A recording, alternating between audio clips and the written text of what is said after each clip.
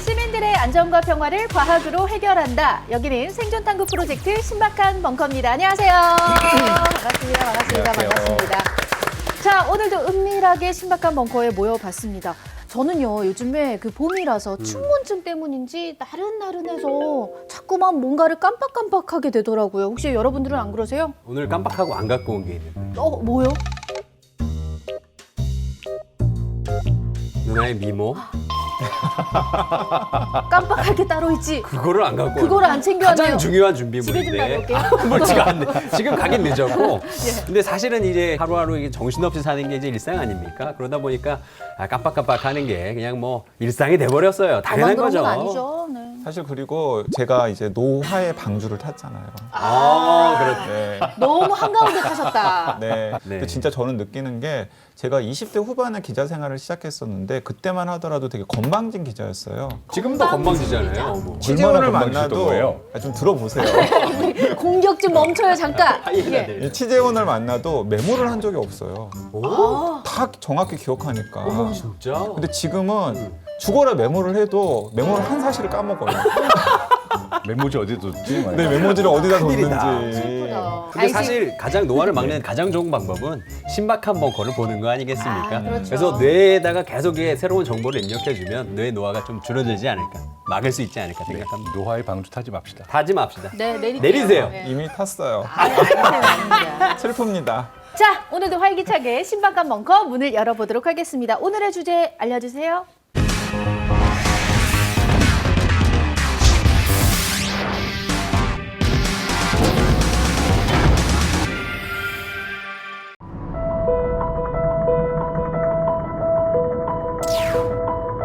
치매는 제가 생각할 때 인간이 걸릴 수 있는 병 중에 가장 슬픈 병이 아닌가라는 생각이 들면서 치매하고 알츠하이머하고는 다른 존재라 그러더라고요. 네? 저는 진짜예요? 같은 건 줄 알았는데. 치매는 병이라기보다는 증상. 귓줄에 이렇게 가로질러서 사선으로 주름이 있을 때 놀랍게도 치매 위험이 중년의 외로운 느낌이 지속이 되면 치매 위험이 또 상당히 높아진다고 합니다. 그럼요. 치매를 예방할 수 있는 방법은 좀 어떤 게 있을까요? 네, 그래서 제가 이제 알려드릴게요.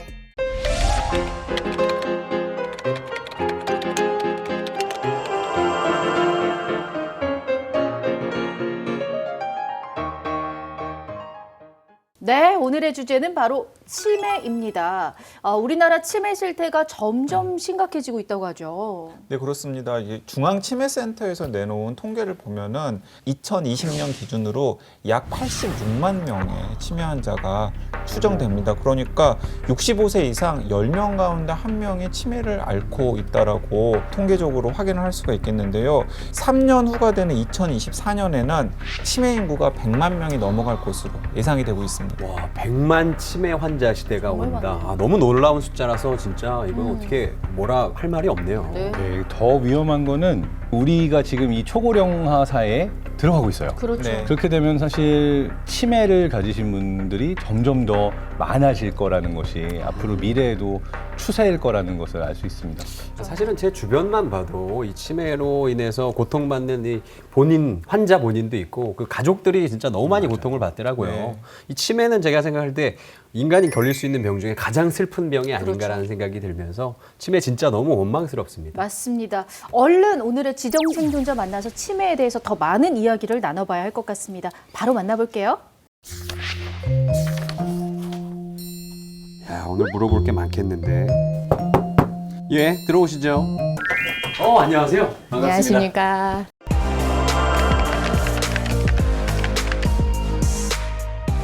자, 그럼 손 소독부터 먼저 부탁드리겠습니다. 네. 조금 놔드리고요. 체온 체크 한번 해봐 될까요? 예, 정상으로 나오셨습니다. 그럼 이제 제 질문에 솔직하고 빠르게 답변 부탁드리겠습니다. 네. 저는 치매에 걸릴 관상인가요? 관상으로 봤을 때 한 90까지는 쌩쌩하게 잘. 아 그래요? 아 좋아요. 치매에 걸리면 가장 먼저 잊어버리는 것들이 뭐가 있을까요? 네, 소지품 아니면 잘 다니던 길에서 길을 좀 헤매는 증상들이. 그럼 어제 점심 뭐 먹었는지 기억이 안 나면 치매 전조 증상일 수 있습니까? 그쵸. 이제 제가 물어볼 때 네. 점심 메뉴 뭐 먹었냐 하면 이제 거의 치매 있으신 분들은 그냥 밥 먹었지 뭐 이렇게 얘기하시거든요. 보호자분께 물어보면 밥을 먹지 않고 오시는 경우가 많습니다. 그 머리를 때리면 뇌세포가 죽는다던데 그것도 사실인가요? 굉장히 세게 때리거나 뇌 외상이 많거나 네. 그럴 경우에는 일시적으로 뇌 기능을 떨어뜨릴 수도 있기 때문에 네. 머리는 때리지 않는 게 좋습니다. 아 그럼 어딜 때려야 되죠? 등짝? 등짝! 등짝 좀 맞을 사람 많죠? 40살부터 이제 뇌세포가 죽기 시작한다는데 네. 제가 이제 곧 40이거든요. 네. 좀 덜 죽게 할 수 있는 방법이 있을까요? 제가 이따가 이제 뇌 트레이닝에 대해서 많이 알려드릴 건데 네. 그걸 앞으로 꾸준히 하시면 좋을 것 같습니다. 뇌 트레이닝 기대가 됩니다. 네. 예, 이렇게 좋은 답변 해주셔서 감사합니다. 네. 검수를 끝내고 벙커로 가시죠. 아, 네, 감사합니다. 네, 오늘의 지정 생존자 어서 나와주세요.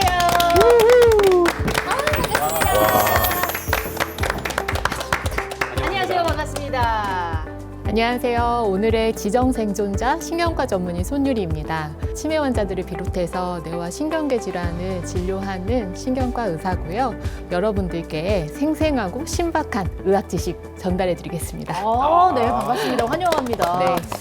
치매에 대해서 굉장히 관심 있는 사람들이 많잖아요. 예. 그렇다 보니까 우리 선생님께 오늘 저희도 이제 궁금한 점이 많거든요. 질문할 것들이 참 많습니다. 첫 번째로 고대 그리스 사람들도 치매로 뭐 고통을 받았었다. 이런 이야기가 있더라고요. 진짜인가요, 선생님? 네, 인류의 기록에서 우리가 치매에 대해서 언급한 거는 기원전 한 600년 전이라고 생각을 하고 있는데요.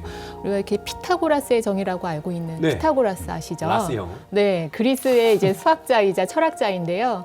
인간을 65세 이후를 고령기, 노령이라고 이제 간주를 했었는데 그때까지 생존한 사람들은 정신과 육체가 젖먹이 수준으로 퇴행한다 이렇게 표현을 했었거든요. 예. 그러니까 아마도 그때 이제 치매라는 정확한 용어는 없었지만 그때 당시에 치매를 표현하는 말이 아니었었나 이렇게 생각을 합니다. 네, 생각보다 치매의 역사도 오래됐던 것 같습니다. 자, 그럼 오늘의 지정 생존자 손유리 선생님과 함께 키워드 토크 지금부터 시작할게요.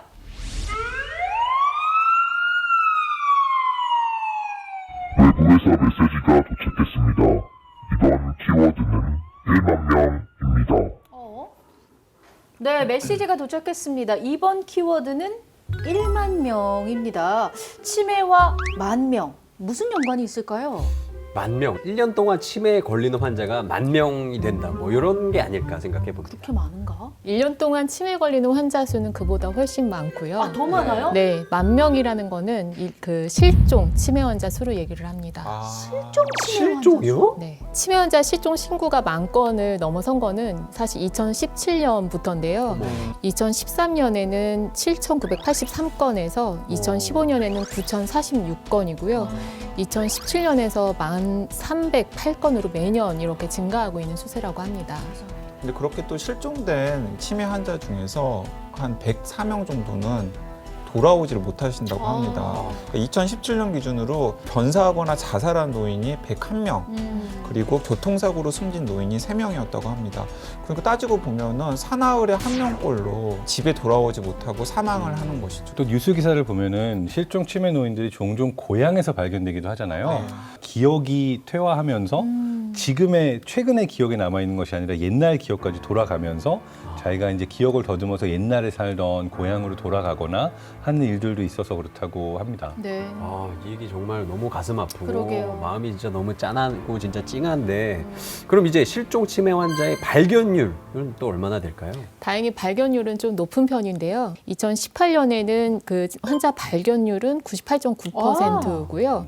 그보다 이전에도 99.7%라고 합니다. 네. 다행히 이제 몇 시간 정도 지나면 다 가족의 품으로 돌아오게 되는데 보통은 119를 타고 오시거나 경찰, 이제 주변 주민들의 이웃에 의해서 발견되는 경우가 상당히 많거든요. 그래도 다행이네요. 정말. 네. 많이 찾는다고 하니까. 치매는 환자 본인과 가족들 모두의 부담이 큰 만큼 사회적인 발판이 더 필요하다고 느껴지는 부분인 것 같은데요. 그런데 제가 어디서 들었는데 치매하고 알츠하이머하고는 다른 존재라 그러더라고요. 네? 진짜예요? 저는 같은 건 줄 알았는데. 저도 처음 들어요. 이제 보통 사람들이 치매를 영어로 하면 그 알츠하이머가 아니냐 이렇게 얘기를 예. 그런 줄 하시는데 알았어요.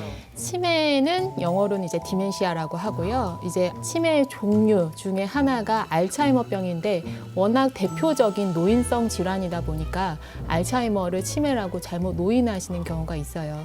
알츠하이머병 다음으로 흔한 게 이제 혈관성 치매와 그 다음으로 루이소체 치매가 있다고 이렇게 알고 계시면 됩니다. 치매는 상위 개념이에요. 그래서 아하. 치매 안에 60-70% 정도가 알츠하이머성 치매. 네. 근데 우리가 줄여서 알츠하이머라고 이야기를 하는 거고요. 치매는 병이라기보다는 증상이라고 그렇죠. 보는 게 네. 정확합니다. 저는 치매도 영어인 줄 알았어요. 한국말인지 몰랐어요. 네? 네? 예, 그래서 뭐 알츠하이머도 치매고 디멘시아도 치매고 뭐 그런 줄 알았는데 정확히 이제 알게 됐습니다. 잘 모르는 것 같은데요. 다시 한번 물어볼게요. 그러면 치매가 그럼 정확히 뭔가요, 선생님? 치매라고 우리가 정의를 할 때는 네. 이미 이렇게 성숙해진 뇌가 다시 퇴행의 과정을 겪으면서 기억력을 포함한 여러 가지 인지 능력, 뭐 언어 능력도 있고 네. 시공간 능력도 있고 전두엽 기능도 있고 여러 가지 기능이 다발적으로 떨어지는 게 이제 치매라고 하고요. 독립적인 생활이 안 되는 것 자체가 치매라고 합니다. 그렇구나. 아니, 딴 게 아니라 제가 요즘에 이 건망증이 좀 심해졌어요. 네네. 그래서 막 깜빡깜빡하고 어디다 뭘 자꾸 놓고 오고 막 이러는데 지금은 아니지만은 나중에 저도 이제 치매 위험군에 지금도 좀 이상한 거 아니요, 지금은 괜찮습니다. 지금 반짝반짝하고요. 지금 반짝반짝이 뭔진 알죠? 누구세요? 저예요. 누구시냐고? 나예요. 근데 저도 이제 치매 위험군이 될 수 있나요? 지금 건망증이 있으시다고 해가지고 이게 막 치매로 막 진행하는 거는 아니고요.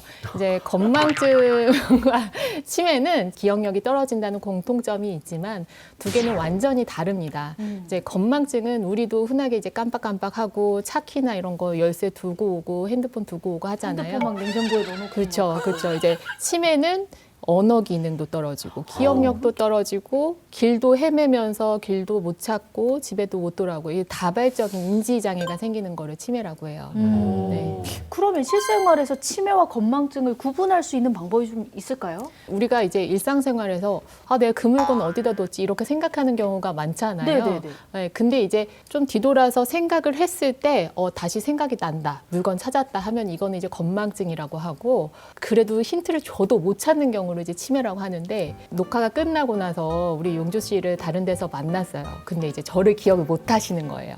그래서 제가 가서 저희 TBS에서 만났잖아요 하면 신박한 벙커요 이렇게 얘기하면 그건 이제 건망증에 해당이 되는 거고요. 네. 저희가 녹화를 했었나요? 이렇게 하면 이제 너무 치매 무서운데? TBS가 뭐죠? TBS가 뭐죠? 네, 그건 이제 치매를 좀 의심을 해봐야 아. 되는 증상이라고 할 수 있죠. 너무 끔찍한데. 제가 한 달 후에 그대로 물어볼게요. 신박한 벙커 아냐고. 왠지 모를 것 같아. 메모해놔요. 대문에다가 TBS 붙여넣을게. 여기서 또 중요한 것 중에 하나가 이제 치매가 일어나게 되면 해마와 관련되어 있는 부위 쪽들이 먼저 퇴화를 하거든요. 근데 이제 뇌 안에서 해마라고 하면 우리가 기억할 수 있게 해주고 그 다음에 길을 찾거나 공간지각 능력도 해마 주변에 있는 세포들이 많이 작용을 하고 있어요.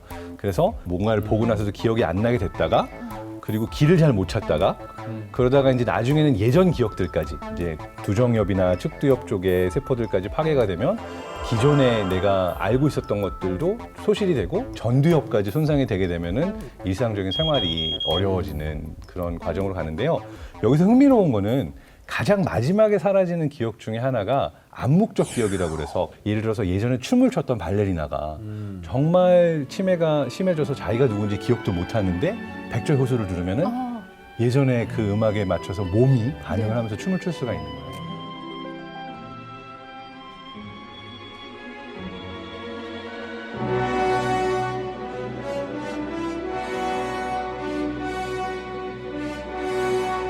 그래서 그런 형태로 우리가 내가 누구지? 그리고 내가 어떻게 해야지라는 어떤 명시적인 기억은 사라지는데 내 몸이 알고 있는 암묵적인 기억들, 내가 좋아하던 노래, 춤 이런 기억들은 살아있는 경우가 많습니다. 예를 들면 뭐 자전거를 탈 수 있는 방법이라던가 네. 수영을 하는 방법이라던가 이런 건 시간이 한참 지난 다음에도 자전거를 타면 자전거를 탈 수 있고 또 물에 빠지면 이렇게 수영을 할 수 있잖아요. 근데 그런 기억이 가장 마지막까지는 그래도 남아있다고 해요. 아, 그러니까 정리를 해보자면은 뭐 기억에도 종류가 있고 잃어버리는데도 순서가 있다 이런 이야기라고 볼 수 있을 것 같은데 그러면 이런 기억력 외에 치매의 다른 증상은 또 어떤 게 있을까요, 선생님? 네, 치매 환자의 절반 정도가 이 기억력 저하 말고 또 다른 증상을 호소하시는 게 있는데 그 중에 하나가 바로 무관심, 무의욕 증상이라고 할 수가 있고요. 네, 네. 관심이 없고 의욕이 없는 거요? 네, 그렇죠. 뭐요, 왜? 남에게 관심 없잖아요. 아닙니다. 관심이 얼마나 많은데요. 저한테는 관심 많이 자기한테만 보여요. 관심 있잖아요. 아닙니다. 왜 저를 그런 식으로 매도하시죠? 네, 영국의 엑스터 대학 의대 치매 전문의 교수님께서 이제 연구를 했을 때 바로 이 무감정이라는 상태가 반절 이상에서 나타났다고 하는데요. 무감정. 우울증과는 조금 다른 거예요. 이제 저 환자들 중에는 이제 화초를 굉장히 좋아하는 환자가 있었는데 치매 이후에 이 화초에 관심이 없어지는 거예요. 화분들이 다 썩고 꽃도 시들고 다 흙들이 말라버렸는데도 그걸 그냥 놔두고 가만히 계시는 거예요. 아무런 관심이 없으니까 머리를 안 쓰게 되는 거죠. 맞아요, 맞아요. 네, 그러면 이제 두뇌 활동도 떨어지고 치매 위험이 더 올라가게 되는 거죠. 아니 저는 일부러 무감정 상태를 유지하려고 노력했거든요. 뭔가 좀 무던한 사람이 되고 싶어서 너무 일희일비하니까 별명이 일희일비였어요. 그래서 저는 무감정, 무관심 이런 상태를 유지하려고 그랬는데 그게 좋지는 않은 건가 봐요. 이 감정 표현을 확실하게 하시는 게 사실은 건강에, 뇌 건강에 그래요? 좋습니다. 그래서 무관심, 무감정 상태를 좀 벗어날 수 있는 자극들이 굉장히 중요한데요. 그런 노인들 경우에도 이제 자기가 사랑하는 자식들이 오게 되면 잠깐 살아나면서 미소 짓고 너무 행복해 하시잖아요. 반대로 이게 좀 먹먹한 이야기이긴 한데 중년의 외로운 느낌이 지속이 되면 치매 위험이 또 상당히 높아진다고 합니다. 미국 보스턴 대학 연구팀의 연구 결과인데요. 지속적으로 외로움을 느끼는 사람이 그렇지 않은 사람에 비해서 노년에 치매가 나타날 확률이 91%, 그리고 알츠하이머성 치매가 나타날 위험이 76%나 높은 것으로 나타났어요. 이런 외로움 때문에 치매가 늘어난다는 것도 사실 굉장히 슬픈 사실인 것 같습니다. 그러게요. 친구를 한 달에 한 번 만나는 사람보다 일주일에 한 번 만나는 사람, 그러니까 이제 사회 활동을 더 자주 하는 사람이 치매에 걸릴 확률이 3배 정도 더 낮았다는 보고가 있거든요. 그러니까 이런 사회적 교류, 감정의 이제 공유가 굉장히 치매 예방하는 데 도움이 됩니다. 네, 빨리 나가야겠다. 그 집순이거든요. 치매의 또 다른 증상들도 좀 알아볼까요? 혹시 여기서 이렇게 본인의 귓불에 주름이 있는지 한번 확인을 좀 한번 해볼까요? 서로 확인을 해줘야 될 것 네, 같은데요. 네. 서로 이렇게. 귀 뚫었던 자국은 있는데. 우리 기자님 굉장히 통통하고 주름 없으시고. 저 있는데 귀걸이를 했더니 없어졌어요. 누나 약간 살짝 실선이 있어요. 저 좀 있거든요. 우리가 귓불에 이렇게 가로질러서 사선으로 주름이 있는 거를 프랭크 사인, 프랭크 징후라고 하는데요. 프랭크 징후가 있을 때 놀랍게 이제 치매 위험이 조금 올라간다는 그런 연구 결과가 있습니다. 이쪽 봐봐요. 좀 있는 거 아닌가? 아니, 있어요? 여기는 귀를 뚫었다가 굳은 살이 박인. 아 그래요? 좀 있는데? 근데 이게 주름은 그냥 주름이잖아요. 이거랑 치매랑 무슨 연관이 있다라고 말씀하시는 이게 겁니까? 아마도 뇌 혈류하고 연관이 있을 것이다 이렇게 추측을 하고 있는데요. 이 귓불은 이제 끝이잖아요. 네. 만약에 뇌로 가는 혈류가 부족해지게 되면 상대적으로 이 귓불로는 혈류가 갈 필요가 없단 말이에요. 그러면서 이쪽으로는 이 혈액순환도 안 되고 지방도 조금 빠지면서 주름이 간다 이런 연구가 있어요. 뇌 혈류가 원활하게 되지 못하면 혈관성 치매라던가 뇌졸중의 위험이 조금 올라갑니다. 그러면은 귓불에 이 대각선 주름이 있으면 치매에 걸린다 이렇게 보면 되는 거예요. 아니에요. 그러니까 무조건 귓불 주름이 있다고 치매가 오는 것도 아니고 없다고 치매가 안 오는 것도 아닙니다. 치매가 올 수 있는 어떤 조건이 만들어지면 그것이 동시에 이제 주름의 형태로 보이기도 한다. 네. 근데 이제 주의를 기울일 필요는 있는 게 경희대학교와 성균관대학교 의과대학이 2017년에 연구 결과를 발표를 했는데 이제 귓불에 주름이 있는 사람은 그렇지 않은 사람보다 치매 위험은 2배, 그리고 뇌의 퇴행 위험은 7.3배가 높다라는 게 이 연구를 진행한 연구진들의 이제 결론이에요. 귓불의 주름 상태를 조금 더 유의 있게 살펴보는 것은 도움이 되리라고 생각합니다. 어떡하지? 그러면 병원 가봐야겠어요. 큰일 좀 났네. 있으니까. 이런 전조 증상 또 있을까요? 적어야 돼요. 지금 궁금해요. 너무 메모. 지금 다들 네, 지금 메모. 바로 불안해하셔. 이제 수면. 우리 잠을 자는 거. 부모님께서 낮잠을 너무 과도하게 주무신다 하면은 한 번쯤은 치매 전조 증상이 아닌가 확인해 볼 필요가 있어요. 잠과 치매가 굉장히 밀접한 연관이 있어요. 치매가 일어나게 되는 메커니즘에 대해서 알려져 있는 게 두 가지가 있어요. 하나는 타우 프로테인이라고 하는 타우 단백질이 뭉친 것이 있고요. 그다음에 아밀로이드 베타라고 하는 물질이 또 뇌 안에 생성이 되는 거랑 관련이 있는데 잠을 잘 때 뇌척수액이 나와서 쭉 그 아밀로이드 베타를 청소를 해주고 들어가요. 근데 만약에 우리가 잠을 잘 못 잔다고 생각을 해봐요. 그러면은 뇌척수액이 충분히 뇌 청소를 못 해주게 되고 아밀로이드 베타가 남아있게 되면은 그것이 이제 치매로 이어질 수도 있는 거죠. 이 타우 단백질의 경우에는 우리가 낮 시간 동안에 갑자기 잠이 올 수 있게 만드는 것과 연관이 있을 수 있어요. 그래서 그 타우 단백질들이 뭉쳐있게 되면은 갑자기 낮잠이 쏟아진다든지 잠이 많이 올 수도 있다고 합니다. 저도 사실 낮잠을 자주 자는 편인데 그러면은 좀 참는 게 좋아요? 낮잠은 이제 수면 위생상 10분, 20분 정도만 네. 자는 게 이제 수면 위생에 좋다고 알려져 그래요? 있습니다. 아, 네, 가끔 네. 낮잠 잤는데 저녁일 때 저 있어. 2시간씩 자는데. 그러니까 여기서 중요한 건 그러니까 저 같은 경우도 아들이 자주 와서 물어보거든요. 아빠 또 자? 이러거든요. 가끔 낮에 있으면. 근데 이제 저도 밤에 잤는데도 낮에 갑자기 잠이 쏟아질 때 의심해야 된다는 거지. 내가 밤에 잠을 잘 못 잤다. 그러면 당연히 낮에 잠이 올 수밖에 없다고 생각할 수도 있고. 자, 이게 수면 얘기가 나왔으니까 한 가지만 더 첨언을 하면은 평소에는 이제 그 굉장히 얌전하게 잠을 자셨던 분들이 잠을 자는 중에 험한 욕설을 한다거나 아니면 소리를 지른다거나 어머. 이런 거 같은 심한 잠꼬대를 하는 경우가 있습니다. 왜죠? 그 경우에는 네. 어쩌면 인지장애가 시작되었다라는 어떤 전조 증상이라고 볼 수도 있다라는 견해도 있어요. 그러니까 렘 수면 때 꿈을 꾸는데 네. 그때는 뇌가 거의 깨어 있을 때랑 비슷해요. 네. 근데 그때 만약에 우리 몸을 다 움직일 수 있다면 큰일 날 수 있잖아요. 막 던지는 꿈을 꾸는데 몸을 막 진짜로 누군가를 때린다든지 이러면. 그래서 보통 정상적인 성인의 경우에는 렘수면 꿈을 꾸는 동안에는 이제 운동을 못하도록 마비를 시켜놓는데 이게 그래서 이제 꿈에서는 달리는 꿈을 꾸지만 실제로 몸은 달리는 흉내를 내지 않는 게 이제 그런 이유 때문인데 만약에 뇌에 인지장애가 생겨서 문제가 있다 그러면은 그런 게 컨트롤이 통제가 안 되는 거예요. 몸도 달리는. 그러면 이제 몸도 달리는 듯하고 더 격하게 뭐 이렇게 언어라든가 이런 것들도 심하게 나오는 거죠. 그럼요. 일상에서 조금이라도 뇌를 젊게 유지할 수 있도록 치매를 예방할 수 있는 방법은 좀 어떤 게 있을까요? 네, 그래서 제가 이제 알려드리려고요. 네네. 이게 중요하죠, 사실. 네, 가장 네. 중요하다. 예방법. 가장 간편한 이제 두뇌 트레이닝을 알려드리려고 하는데요. 그게 한 가지가 바로 초성 퀴즈. 초성 네, 퀴즈? 네, 네, 네. 재밌어요, 이거. 네, 초성 퀴즈가 이제 치매 예방에 도움이 되는 이유는 우리가 일단은 첫 글자를 봤을 때 시각 자극이 되고요. 그거를 언어를 조합해서 사용하려면 자꾸 언어 중추인 전두엽과 축두엽을 자꾸 활용하면서 단어를 생각해내야 되거든요. 이게 굉장히 긍정적인 효과가 있습니다. 초성 퀴즈. 저도 초성 퀴즈 참 좋아하거든요. 저도요. 네, 그래서 우리 신박한 벙커 우리 가족 여러분들을 위해서 몇 가지 제가 또 준비를 해봤습니다. 자, 이렇게 보시면은 5개 초성 퀴즈 준비가 되어 있습니다. 이렇게 긴 건 안 해봤단 말이에요. 1번. 이거 중에 1번 알겠다. 1번부터 한번 맞춰볼게요. 1번 알겠어요. 1번만 알겠어요. 1번만 봤어. 1번 알겠습니다. 정답. 아, 싫어, 정답. 오케이, 정답. 정답. 정답. 자, 1번. 빨주노초 파남보. 맞죠? 정답입니다. 정답. 2번. 2번 도레미파솔라시. 정답. 잘 맞추는데? 이렇게 잘 그럼 맞추면 3번. 네. 월화수목금토일. 정답. 네. 좋습니다. 4번.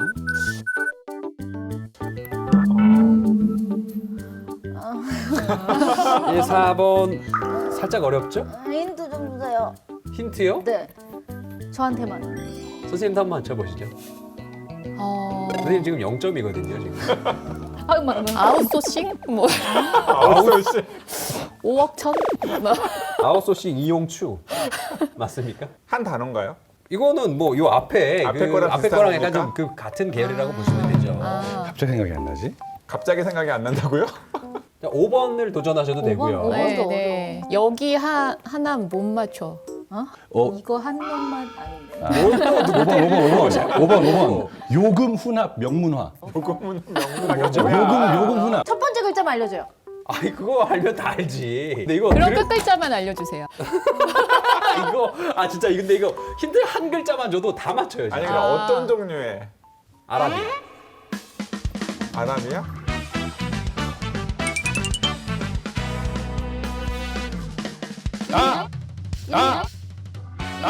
예민 선수 혹시?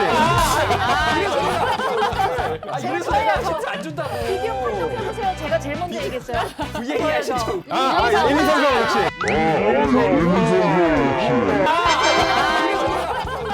자, 그럼 마지막 거. 마지막 거는 요 앞에 거랑은 좀 다른 계열. 아, 다르네요. 네, 다른 계열이에요. 요금 혼합 명문. 근데 선생님 아까 비슷하게 한번 하셨어요. 선생님 뭐 했어요? 비슷하게 한번 하셨어요. 여기 하나 못 맞. 여기 이거 하나 못 맞춰. 정답! 주워 먹었다. 아, 이걸 줍네요. 이거 하나. 네, 그렇게 해서 이렇게 잘 맞춰봤는데. 아 재밌다 또 해요. 재밌네요. 놀랍게도 또 해요, 또. 여러분들 다 맞추셨는데 오히려 선생님이 못 맞추셨어요. 이게 어떻게 된 이거 하나 일이죠? 못 맞춰요. 아, 선생님. 사실은 저는 이거 굉장히 많이 합니다. 그래서 네. 이렇게 어떻게 푸시는지 제 과정을 잘 살펴보고 있었어요. 아, 잘 빠져나가시네. 약간 제 건데. 하나 못. 예민 선수 혹시? 원장님 그런데 끝말잇기는 어떻습니까? 아, 끝말잇기 굉장히 좋죠. 이제 저희가 치매 검사할 때 이제 이런 초성 퀴즈도 하고요. 이제 숫자를 몇 개 불러주고 뒤에서부터 기억해서 얘기하는 거, 앞에서부터 기억하는 거, 끝말잇기도 사실 이제 단어를 조합해서 계속 끊임없이 끄집어내야 되니까 굉장히 좋은 두뇌 트레이닝이라고 할 수가 있어요. 그거 좋을 것 같아요. 네. 시장에 가면. 그죠? 시장에 가면 사과도 있고, 사과도 있고, 오렌지도 있고, 맞아. 사과도 있고, 오렌지도 있고, 멜론도 있고. 치매 안 걸리겠다. 이거 진짜 좋을 것 같아요. 네. 제가 그리고 젊고 건강한 뇌를 만들기 위해서 제가 또 제안하고 싶은 게 또 한 가지 있는데요.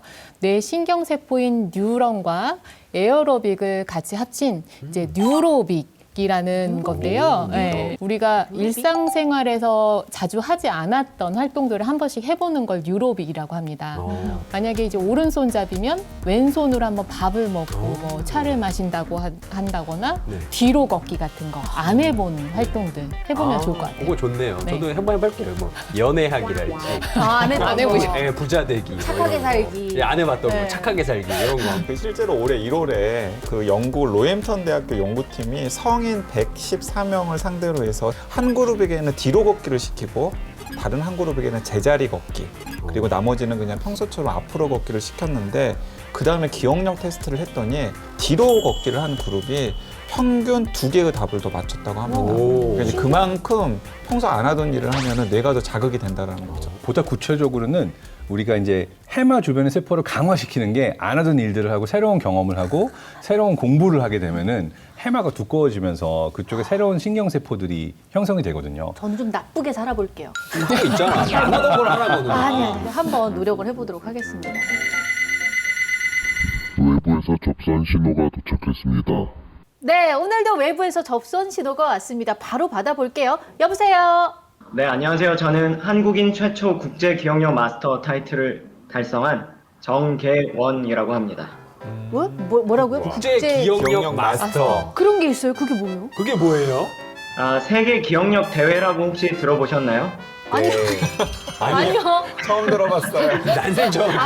들어봤는데 기억을 못하는 걸 수도 있을 것 그렇죠. 같아요. 그런 게 있어요? 전 세계에서 이제 기억력이 좋은 사람들이 모여서 대회를 하는 게 있어요. 예를 들어서 뭐 1시간에 처음 보는 숫자 1000자리 이상을 기억하거나 단어를 무작위로 외운다든지 얼굴 이름을 외운다든지 또 트럼프 카드 배열을 무작위로 외운다든지 하는 여러 가지 종목들이 있습니다. 그걸 어떻게 기억을 해? 본인이 기억했던 가장 높은 기록이 어떤 종목에서 어떤 거였어요? 전 이제 숫자 같은 경우에 1시간 동안 1040자리 정도 기억을 했습니다. 우와. 1040짜리라는 게 저는 언뜻 지금 잘 이해가 안 가서 그러니까 예를 들어서 그러는데 3.14159565358979처럼 그렇죠, 파이가 그렇죠. 내려가면은 네. 그 숫자 1000자리 밑으로 내려가는 거 그런 거죠. 40개의 숫자를 머릿속에 담고 있다라는 거죠. 그 배열 그대로? 예, 맞습니다. 에이! 순서대로 쭉 이렇게. 거짓말하지 마세요. 그러니까 저는 아직도 믿겨지지가 않는데 어떤 네네. 기억법을 사용해서 그렇게 기억을 하시는 거예요? 이렇게 기억법을 전문적으로 하시는 분들은 전부 다 이미지로 치환을 해서 기억하는 방식을 씁니다. 이미지로? 네, 쉽게 설명을 드리면 해외여행 뭐 다녀왔으면 다들 아실 텐데 숙소 같은 경우에 어떻게 생겼는지 보통 기억이 나잖아요. 그렇죠. 근데 그 숙소가 몇 호였는지는 기억이 안 나잖아요. 네. 네. 그런 것처럼 우리가 장소라든지 아니면 공간이라든지 이런 이미지로 되어 있는 정보들은 머릿속에서 훨씬 더 오래 기억하는 경향이 있기 때문에 뭐 예를 들어서 내가 묵었던 숙소 침대에 내가 기억하고 싶은 정보를 이미지로 매칭을 해놓는 거예요. 뭐 사과 같은 과일을 내가 기억하고 싶었다 하면은 그 침대에 사과가 가득 놓여 있는 그런 상상을 하는 것처럼 이미지로 바꿔서 상상을 하게 됩니다. 한번 저희한테 문제를 내주시면 저희가 한번 맞춰볼게요. 그냥 이렇게 들어서는 전 도저히 이해가 안 가네요. 맞죠. 도전. 네, 천천히 불러드릴게요. 2, 9, 4, 1, 6, 5, 8, 9, 1, 4. 2941-658914. 이거를 되뇌이지 마시고 조금 서로 이야기를 한 다음에 다시 인출할 수 있는지 테스트 해보겠습니다. 아, 그렇죠. 바로 얘기하면 누구나 다 할 수 있는 거고 사실은 그러니까 숫자가 다시 뭐였죠? 누나 방금? 왜 말을 안 하지? 2941-658914. 재밌는 얘기 좀 할까요? 난 인생이 재미없어. 머릿속에서 숫자를 꽉 잡고 있는 것 같은데요, 지금. 가만히 있어, 가만히 있어. 아, 뭘 가만히 이 있어. 지연 회상이 굉장히 중요하거든요. 그죠. 이제 해마에서 좀 딱 붙잡고 있는데. 맞아요, 네. 선생님. 2941-658914. 9876, 9876. 아니, 2941 5454. 가만히 있어봐. 2233, 4522. 2941-658914. 지독하게 잡고 있는데요. 이럴 때 파회법은 뭐가 있을까요? 놓치지 않을 거야. 자, 그런데 저 마스터님께 질문이 있는데요. 학교 성적은 좋으셨어요? 정말 궁금했어. 네, 저는 공부를 잘하는 편이었습니다. 그렇지. 내가 원하는 정보는 기억을 할 수가 있다는 거. 자, 여기 이 타이밍에서 아까 문제 답. 가만히 있어봐요. 2941-658914. 오. 2941-658914를 뭐 숫자 정형화 이미지로 한다면 뭐 어떻게 표현해 볼 수 있는 거예요? 예를 들어서 이제 두 자리씩 숫자를 나누면 2, 9 같은 경우는 뭐 이구아나 이런 이미지 떠올릴 수가 있잖아요. 그리고 4, 1은 미사일 이런 식으로 떠올릴 수도 있고 6, 5는 뭐 유목민, 8, 9는 방구, 1, 4는 뭐 심사위원 이런 식으로 그 이미지를 순서대로 신발장에 뭐 이구아나 모양의 신발이 있다거나 그리고 화장실에 뭐 미사일이 발사된다거나 아니면 거실에 유목민이 거실에 앉아 있다거나 이런 순서도 다 외워야 식으로 되네. 이제 머릿속에서 상상을 하시면은 예를 들어서 내가 시험장에 가더라도 우리 집은 떠올릴 수 있으니까 신발장을 떠올리면은 이구아나가 있었고 그 다음에 화장실에는 미사일이 있었으니까 4, 1 이런 식으로 나만의 숫자에 따른 이미지를 암호화 시켜놓은 것처럼 다시 풀어서 이제 쓸 수가 있는 겁니다. 우리가 뇌에서 장소를 기억할 때는 해마 부위에서 장소가 계속 업데이트가 되면서 자동으로 기억을 하거든요. 내가 어디로 걸어갈 때 생각을 안 해도 거기에 이제 내가 기억하고자 하는 어떤 숫자나 물건들을 같이 기억하는 방법인 지금 거예요. 네네. 선생님처럼 이런 기억법이 나이 드신 분들에게는 효과가 별로 없을 것 같다는 생각이 들거든요. 이 나이가 많으신 분들이 머릿속에서 살아온 어떤 지식이라든지 정보가 많기 때문에 연관성 있는 아니면 뭐 연상되는 정보를 떠올리기가 더 쉬워요. 그래서 그런 정보들을 더 적극적으로 활용하면은 좋은 기억력을 가질 수가 있고요. 우리가 나이에 따라서 꼭 기억력이 고정된 건 아니다 이렇게 생각을 합니다. 그거 알아요? 2941-658914. 대박이죠? 대박이다. 근데 이걸 2941-658914. 아, 지독하다 오늘 정말. 그거는 로또 사요. 한 살짜리 그걸로 로또 사 진짜. 오늘 정말 좋은 말씀 많이 해주셨거든요. 저희도 꼭 기억하도록 하겠습니다. 말씀 감사합니다. 네, 감사합니다. 감사합니다. 재밌는 얘기였어요. 너무 재밌다.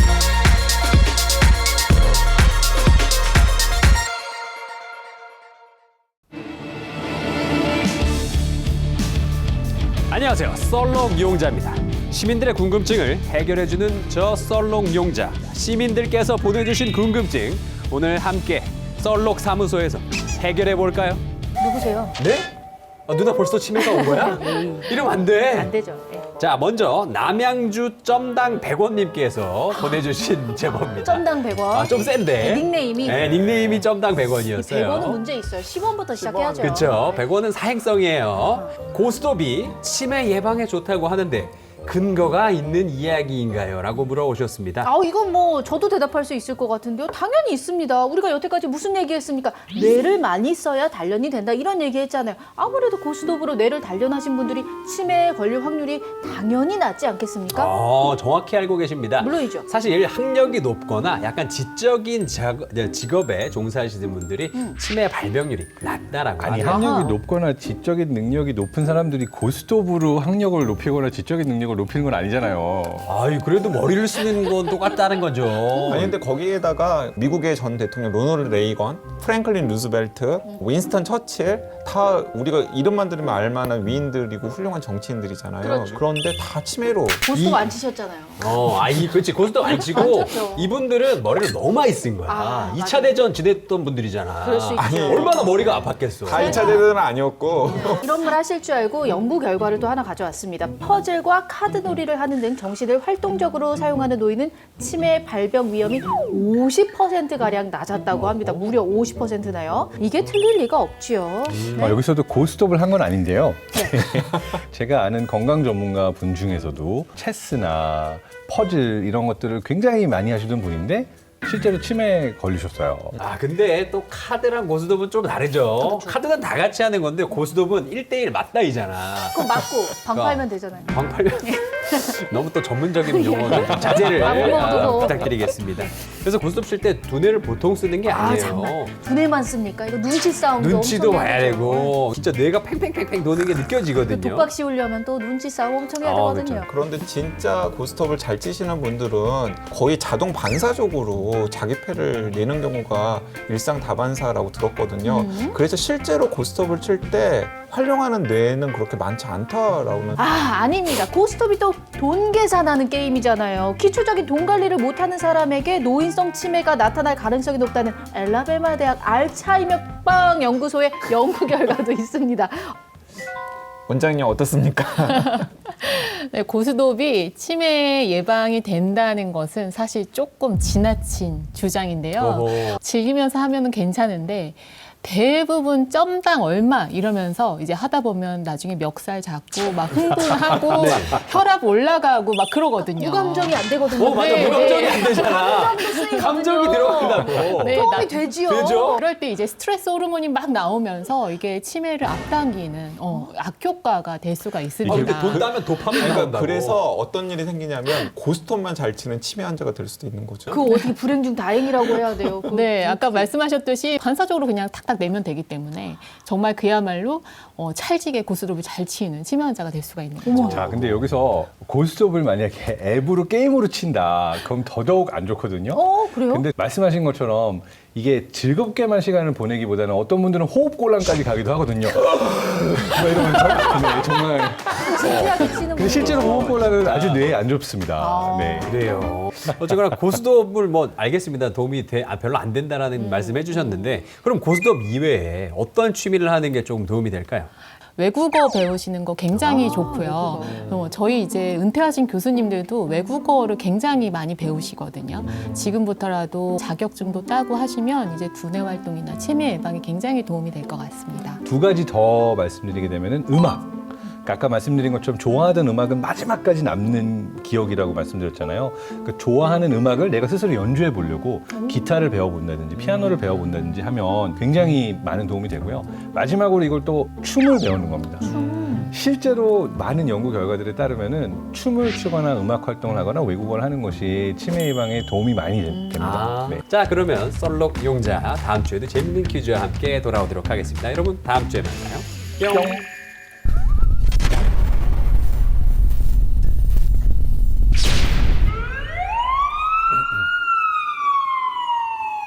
외부에서 메시지가 도착했습니다. 이번 키워드는 필름입니다. 네, 메시지가 도착했습니다. 두 번째 키워드는 바로 필름. 필름이라면 뭐 영화나 카메라의 필름 뭐 그런 걸 얘기하는 것 같은데 치매랑은 어떤 연관이 있을까요? 요즘 필름 쓰지도 않잖아요, 솔직히. 우리가 술 마시고 난 다음에 그냥 일상용으로 필름을 끊긴다. 아. 그러니까 이제 블랙아웃 현상이라고 하잖아요. 네네. 이제 아니 겪어보시지 않으셨어요? 저도 겪어봤는데. 뭐 겪어보긴 했죠. 그리고 심지어는 나이가 들면 들수록 더 잦아져요. 아, 진짜요? 네. 근데 이게 치매랑 연관이 있습니까? 네, 맞습니다. 이 경험에서 우러나오신 얘기들 다 정답인데요. 이게 술을 자주 마시는 분들은 아마 한 번쯤 경험해 보셨을 수도 있어요. 이제 자고 까맣게. 일어나면 그렇게 전화 걸어놓고 막. 누구한테? 왜 또? 엄마한테 막 엄마한테. 그렇게 막 3번씩 전화하고 4번씩 전화하고 막. 네, 그런데 이제 다음날 아무것도 기억하지 못하는 거. 맞아. 이게 예, 통화를 5분 했는데 무슨 얘기를 한 건지 기억도 안 나고. 그게 바로 블랙아웃이라고 하는데요. 이게 사실 한두 번이면 모르는데 자주 반복되면 알코올성 치매로 발전할 위험이 있습니다. 좀 무섭네요. 그냥 취해서 그런 거 아니에요? 뇌가 일시적으로 취해서 기억 안 나는 거 아니에요? 블랙아웃이라는 거는 알코올에 있는 독소 때문에 우리 기억력에 중요한 해마라는 부위에서 NMDA 수용체의 비정상적인 활동을 일으키는 거거든요. 근데 이게 이 알코올 독소가 이제 자꾸 기능을 떨어뜨리다 보니까 기억 입력이 안 되는 거예요. 그래서 다음 날에 내가 뭐 했는지 집에 있는데 집에 어떻게 왔는지 기억을 못 하는 거죠. 네. 저희가 자주 얘기했죠, 벙커에서. 뇌는 특수 정비 구역이다. 네네. 네. 그러니까 혈액 뇌 장벽이라고 BBB라고 BBB. 있다고 말씀드렸잖아요. Blood Brain Barrier라고. 알코올은 여기를 마음대로 통과할 수 있어요. 그래서 마시자마자 바로 혈액을 통해서 뇌의 장벽을 통과해가지고 뇌까지 올라갑니다. 네, 원장님 그런데 알코올성 치매 같은 경우는 한 번 악화가 되면 다시 되돌리기 어렵다라는 이야기를 들었거든요. 네, 우리가 이제 알코올성 치매는 다 타버린 초가집이다 이렇게 얘기를 하거든요. 이게 한번 다 타버리면 집을 다시 짓거나 할 수가 없잖아요. 예. 그것처럼 우리 뇌 손상은 사실 한 번 남으면 그게 되돌릴 수가 없습니다. 그래서 알코올성 치매가 더욱 중증으로 갈 수도 있는 거고요. 아, 자, 그런데 이렇게 노년층의 질병으로 여겼던 치매가 요즘은 또 30, 40대에서도 증상을 보이는 경우가 급격히 늘었다고 하더라고요. 네, 65세 이전에 치매가 발생한 것을 우리가 초록이 치매, 조기 발병 치매라고 얘기를 하거든요. 65세 미만의 치매 환자 수는 약 8만 명 정도 되는데요. 치매 환자 통틀어서 이제 수로 따지면 한 10% 정도 미만이 됩니다.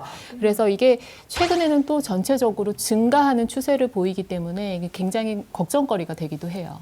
더 문제가 되는 것은 이 초록이 치매의 경우에는 진행 속도도 굉장히 빠르고 어머나. 네, 그 결과로 생존 기간도 짧다라는 것입니다. 네. 2018년에 네덜란드 자유대학 치매센터 연구팀이 초록이 치매 환자 약 4,500명의 자료를 분석을 했더니 초록이 치매 환자의 생존 기간은 대체로 5년에서 6년인 것으로 나타났습니다. 너무 짧아요. 그러니까 이제 노년기 치매 같은 경우는 진단 후에 평균 10년을 생존한다고 알려져 있는데 초록이 치매의 경우에는 수명이 그 절반에 악화되는 거죠. 너무 슬프네요. 그러면 혹시 증상도 노년기 치매하고 좀 차이점이 있나요?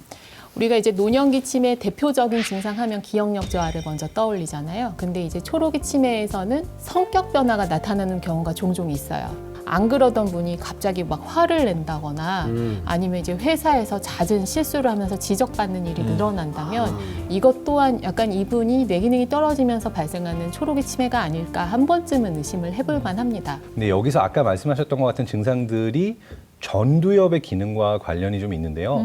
전두엽은 프리프론탈 코텍스라고 그래서 사실 우리 인간을 특별하게 만드는, 인간을 인간이게 하는 부위라고도 이야기가 되고 있어요. 그래서 내가 이때는 뭐 먹고 싶어도 참아야지, 내가 이렇게 하면 다른 사람들한테 이상하게 보이겠지라는 형태로 이제 스스로를 인지하는 능력과 관련이 있는데 요 전두엽의 세포들까지 파괴가 되기 시작하면 그런 기능이 줄어들기 시작하는 거예요. 자, 그런데 제가 최근에 좀 충격적인 이야기를 들었거든요. 그러니까 TV를 보면서 스마트폰으로 게임이나 인터넷을 하는 행동이 치매를 유발할 수도 있다고요. 저는 반대로 한 번에 2가지 행동을 하면 더 좋지 않을까 싶었는데. 네, 이게 사실은 많은 분들이 좀 착각하고 있는 것 중에 하나인데요. 예를 들어서 영상이나 TV를 시청하면서 공부를 하거나 업무를 보거나 이런 것들을 우리가 그냥 멀티태스킹이라고 그쵸, 하잖아요. 그쵸. 네. 사실은 그게 우리의 뇌 건강에 굉장히 안 좋다라는 걸 뒷받침하는 연구 결과가 아니, 있습니다. 우리는 심지어 멀티를 많이 하고 잘하는 사람을 부러워하는데요. 네, 그런데 건강한 남녀 80명을 대상으로 TV를 보면서 다양한 스마트 기기를 동시에 사용하도록 한 다음에 TV 속 내용에 대한 질문을 던져본 거죠. 그랬더니 이 미디어 멀티태스킹 시간이 길면 길수록 주의력이라던가 기억력이 심각하게 떨어진다라고 하는 것이 관찰이 되었습니다. 멀티태스킹의 경우에는 아주 잠깐 동안 반짝하고 주의만 뺏어갔다가 실제로 내가 생각을 하거나 나의 기억을 더듬어 보거나 하는 행위가 없이 이걸 봤다, 저걸 봤다, 이걸 봤다. 그런데 나는 스스로 착각을 하고 있는 거죠. 내가 뭔가를 진짜로 안다. 그러니까 겉만 핥게 되는 거죠. 얘도 네. 겉만. 그렇기 얘도 때문에 오히려 안 좋은 거구나. 깊이 몰입하지 못하고 제대로 생각하지 못하게 만드는 원인 중에 하나라고 볼 수 있어요. 근데 또 이렇게 2가지를 동시에 하는데 오히려 뇌 건강에 도움이 되는 일이라고 전문가들이 권하는 일도 있습니다. 뇌와 몸을 같이 쓰는 거죠. 네, 뇌와 몸을 같이 쓰는 거. 뇌와 몸을 같이. 예를 들어서 이런 거예요. 걸으면서 생각을 하는, 혹은 뭐 수영을 하면서 생각을 하는. 그러니까 이제 실제로 이제 일본에서 경도 인지장애 증상, 그러니까 뭐 기억력이라던가 아니면 인지기능 장애에 아주 경미한 장애가 있는 분들을 몸과 머리를 동시에 쓰도록 한 그룹. 또 한쪽 그룹에게는 그러니까 몸을 쓰지 않고 그냥 가만히 앉아가지고 건강 강좌만 듣게 나눠본 겁니다. 100분을. 반년 동안에 이제 그 경과를 관찰했는데 몸과 머리를 동시에 쓰는 그룹이 뇌 위축이 진행되지 않고 기억력이 오히려 개선이 되었다고 합니다. 아니 근데요, 무엇보다 치매 치료제가 빨리 개발돼야 되지 않을까 이런 생각이 들거든요. 지금 현재의 상황은 어떤가요? 현재까지 알려진 치료는 이런 증상에 대한 호전, 지연에 대한 효과만 있는 거지 치매가 100% 완치된다는 약은 사실은 없는 게 맞습니다. 왜 박사님 왜 안 만드셨어요 아직까지? 그러니까 이게 사실 아직 풀리지 않은 난제 중에 하나인데요. 뇌와 관련된 질환의 경우에는 아까 말씀드렸던 특수경비구역이니까 이 혈관 뇌 장벽을 통과해야 되잖아요. 근데 많은 개발되는 어떤 약 종류의 물질들은 이걸 통과하지 못해요. 네. 그러니까 뇌 안에 독성 물질이 쌓여도 이것들을 그 안에서 꺼내오기가 어려운 거죠. 아니 그러면 이미 완료된 좀 희망적인 그 연구 결과 이런 건 없나요? 그럼 있죠. 2019년에 치매 원인 물질이 이제 배출되는 이런 뇌 하수도가 세계 최초로 우리나라에서 규명돼서 놀라움을 안겼었는데요. 2019년에 이 카이스트 연구팀이 뇌 하부의 뇌막 림프관을 밝혀서 늙은 쥐가 젊은 쥐에 비해서 림프관의 기능이 떨어져서 배출을 잘 못한다. 이걸 이제 네이처라는 학술지에 냈었거든요. 치매가 진행되고 나서가 아니라 이런 베타 아밀로이드 단백질이나 타우 단백질이 어느 정도 쌓여있을 때 진단을 할 수 있는 이런 연구들이 많이 진행을 되고 있으니까요.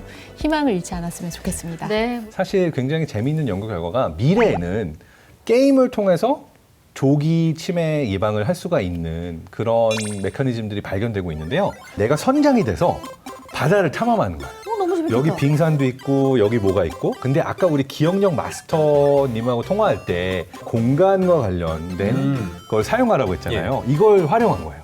그러니까 내가 게임을 하면서 어디에 빙산이 있었는지 뭐가 있었는지 기억하면서 나아가는 패턴을 과학자들이 내 게임 데이터를 보고 분석을 해서 이 사람은 10년 후에 치매가 올 수 있겠다, 없겠다를 예측을 했는데 의학적인 진단만큼 정확하게 진단할 수 있었다라고 알려줬어요. 저도 고려대 의대 한창수 교수님 팀하고 독일 신경퇴행성 질환 연구센터랑 같이 이러한 게임의 한글 버전, 그러니까 이름 외우기, 공간지각 능력, 기억력 테스트 같은 걸 해주는 게임을 정기적으로 하면서 진단을 받을 수 있는 앱을 연구하고 있습니다.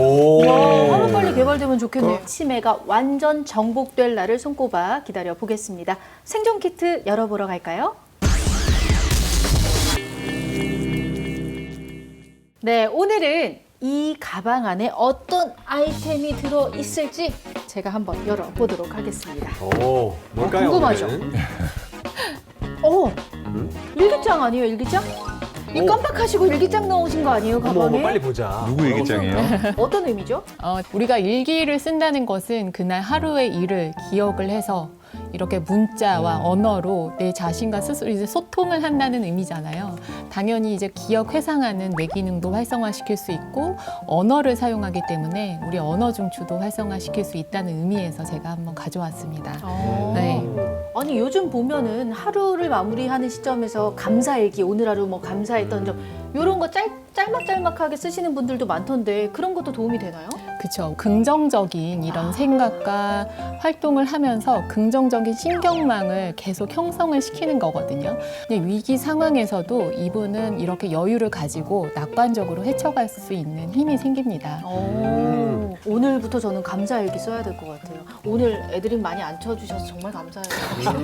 오히려 좋아. 네. 오히려 좋아. 방송 승관이 그 잘 치매 됐어. 진단에 앱 그거 개발하고 계신다 그랬잖아요. 너무 감사드려요. 오히려 좋아. 영주 씨는 진짜 예. 감사해요. 아, 좋아. 아유, 내 존재 자체가 감사해요. 아, 좋아요. 요거 일기로 제가 써야겠네요. 자, 저도 더 늦기 전에 하루하루 일기 쓰는 습관을 길러야겠다는 생각을 가져보는 시간이었습니다. 오늘의 생존 키트까지 잘 확인해봤습니다. 신박한 벙커 어느새 마무리할 시간입니다. 선생님, 저희와 오늘 함께 하셨는데요. 어떠셨나요? 오늘 뇌를 너무 많이 쓴 것 같아요. 여러분들도 이 프로 보시면서 두뇌 활동도 많이 얻으실 수 있는 좋은 정보 되셨으면 좋겠습니다. 예, 오늘 정말 좋은 말씀해 주셔서 감사하고요. 빨리 치료제가 개발돼서 그 치매로 인해서 고통받고 있는 당사자와 가족들 그들의 고통이 영영 사라지길 제가 바라보겠습니다. 맞습니다. 시민들의 안전을 지키는 생존 탐구 프로젝트 신박한 벙커. 저희는 다음 시간에 잊지 않고 다시 찾아뵙겠습니다. 고맙습니다. 2149 아직도 그거 하고 있어.